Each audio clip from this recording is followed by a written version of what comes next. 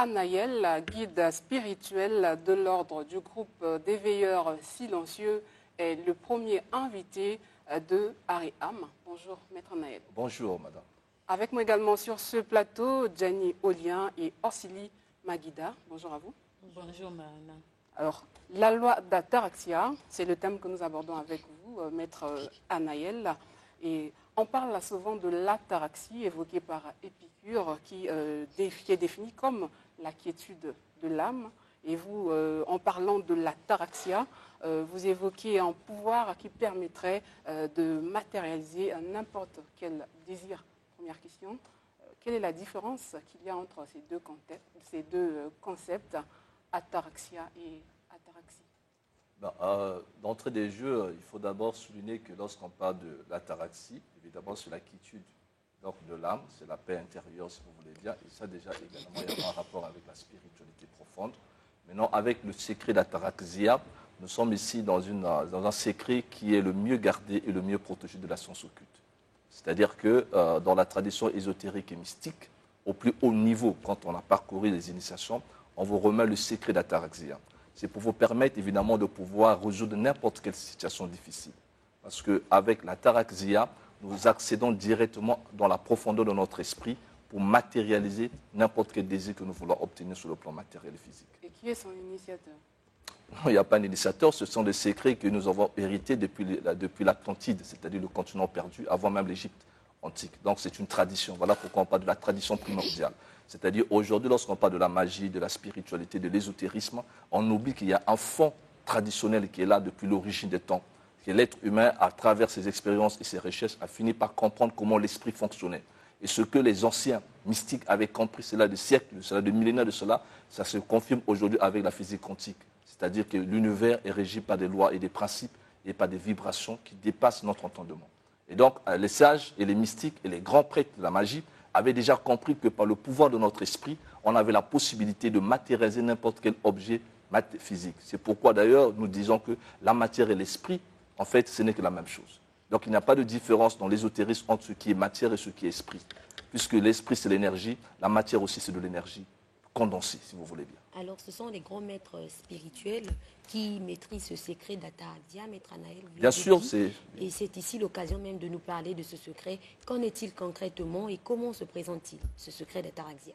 Très bien, mais merci. Le problème, c'est qu'il faudrait comprendre que le Créateur, ce que nous appelons dans l'intelligence infinie, que les religieux appellent Dieu, que les certainement appelé Jéhovah, Allah, on peut lui attribuer tous les noms qu'on veut, mais pour nous les mystiques, Dieu restera toujours un inconnu, parce que personne ne peut pouvoir contenir Dieu en 2 ou 3 mots. Donc c'est l'infini. Et cet infini a fait en sorte que chaque être humain tel que nous sommes dotés nous sommes une dualité, c'est-à-dire que nous sommes constitués d'un corps physique matériel, et de la personnalité physique matérielle. Nous, on parle parfois du corps physique, éthérique, nous parlons parfois du corps astral émotionnel, nous parlons du corps mental divin. Et donc, ça, c'est la personnalité extérieure. En dehors de ce corps physique, nous avons à l'intérieur de nous un esprit qui est illimité. Donc, vous voyez que les sens physiques que nous avons là sont limités. C'est normal. Parce que ces 5 sens nous permettent de prendre connaissance de notre environnement immédiat. Mais au-delà de ces 5 sens, nous avons donc une dimension spirituelle qui est en chacun de nous. Et cette dimension, c'est notre esprit. Et donc, avec le secret d'ataraxia, nous avons la possibilité d'accéder directement dans les profondeurs de notre propre esprit pour matérialiser dans le plan physique et matériel n'importe quel désir que nous voulons. Et donc, c'est un secret qui est utilisé par des grands maîtres de la science occulte. Parce qu'avant qu'on puisse te remettre ce secret, il va falloir d'abord qu'on puisse préparer d'abord l'éthique, c'est-à-dire qu'on appelle la morale, pour éviter que celui qui sera en possession du secret d'ataraxia puisse nuire aux autres. D'ailleurs, quand vous prenez la sorcellerie, si vous voulez bien, surtout la sorcellerie africaine liée avec le vampirisme, c'est une forme de mysticisme détourné vers le mal. Donc la puissance divine est orientée vers la négativité. Or, l'énergie divine, la puissance divine, c'est quelque chose que l'on devrait utiliser que pour faire du bien à l'autre. Et donc, grâce au secret d'ataraxia, vous avez donc la possibilité d'accéder directement dans le monde invisible. C'est-à-dire, vous accédez dans l'invisible directement, à la différence du voyage astral. Parce qu'on peut aussi accéder à l'invisible par le voyage astral. Alors, avec le voyage astral, ça c'est, il faut être allongé, vous allez vous relâcher et vous sortez hors de vous, vous accédez dans le monde invisible. Or, la difficulté, c'est que dans le voyage astral, vous êtes confronté aussi à certains esprits inférieurs, comme certains démons et tout. Vous pouvez être également interrompu. Avec le secret d'ataraxia, vous accédez par une porte invisible. Ça se passe au niveau de notre front.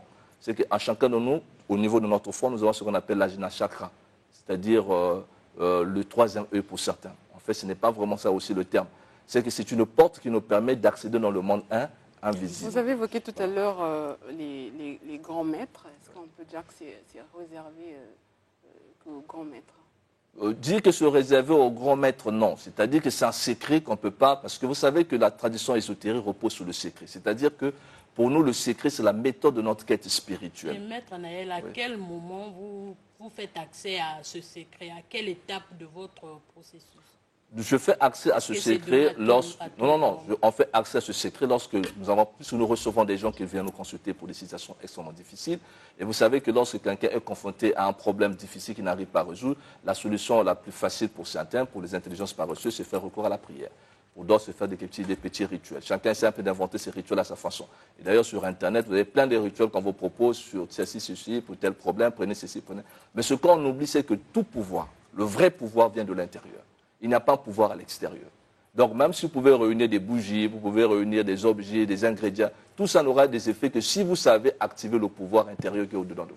Lorsque vous ne maîtrisez pas comment libérer l'énergie divine qui est au-dedans de vous, le pouvoir mystique qui est au-dedans de vous, vous pouvez réunir tous ces objets, ça n'aura pas d'effet. Donc en faisant usage au secret d'Ataraxia. Voilà, donc à ce moment-là, je fais recours au secret d'Ataraxia parce qu'avec le secret d'Ataraxia, il suffit simplement que j'accède dans l'invisible, je peux résoudre n'importe quelle situation extrêmement difficile sur le plan physique. C'est tous les membres qui sont disposés à faire recours au secret, ou bien si vous avez besoin de faire accès d'aller vers ce secret, vous allez vers un maître, ou bien c'est tous les membres. Il faudrait que ce soit un maître qui connaît le secret. Vous savez que tous ceux qui se disent maîtres ne sont pas forcément maîtres. Donc il faut que celui dernier ait la maîtrise du secret d'Ataraxia.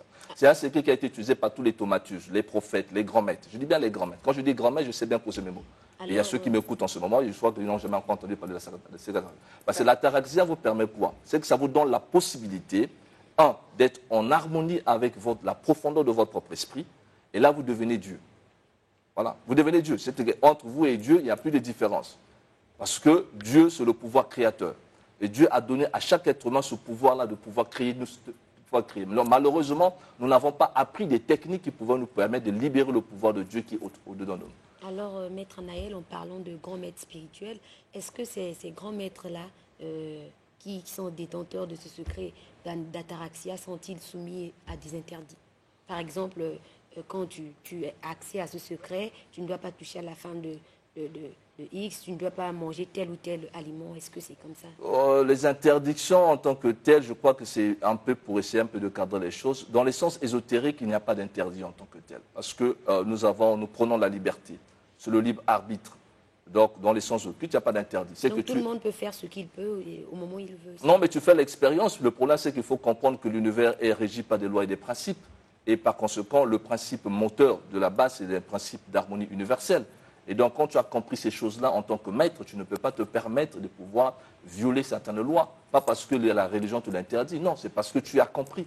Le problème, c'est que les gens aujourd'hui sont dans les interdits, c'est parce qu'ils n'ont pas encore compris. Le but de la vie, c'est la compréhension des lois mystiques de l'existence. Parce que ce n'est pas nous qui avons créé le monde. Nous sommes venus voir le monde. Donc, d'abord, jusqu'à aujourd'hui, personne n'est capable de nous expliquer comment ce monde est apparu. La religion nous dit que c'est Dieu qui a créé le monde. La science nous dira le contraire avec le Big Bang. Et chaque tradition a sa façon de lui d'expliquer l'origine de l'humanité. Et donc, personne en réalité ne connaît exactement comment ce monde est apparu. Pour nous, nous disons le monde est né de la magie. Et comme le monde est né de la magie, tout peut se révéler par la magie. Et tous les restes des solutions que les gens essaient de faire, d'ailleurs, c'est pourquoi les gens t'attendent. Parce qu'ils n'ont pas les clés de la magie.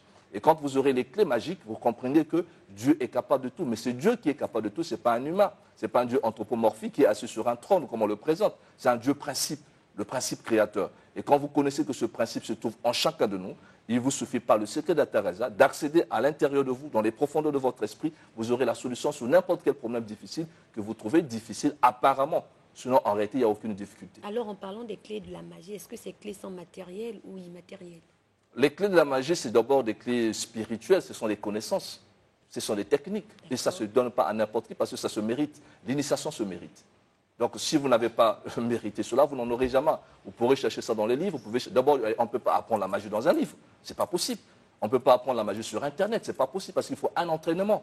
Il faut de l'autodiscipline. Il faut des qualités. Donc tout ça, ça se mérite. À partir de là, on peut commencer par lire un document et après on cherche maintenant à se rapprocher. Mais si vous relisez le document simplement vous instruit, vous donne une information, mais vous ne ferez jamais un pratiquant avec le livre. Parce qu'il vous faut un égrégore, il vous faut une énergie, il vous faut une influence spirituelle, il faut une atmosphère qui est régi par des grands esprits. Mais comment faire pour accéder à l'ordre du groupe des veilleurs silencieux? Pour être membre de l'ordre du groupe des veilleurs silencieux, vous sollicitez votre admission, on va vous recevoir. Vous prenez les renseignements, on vous expliquera comment ça se passe, c'est tout un processus.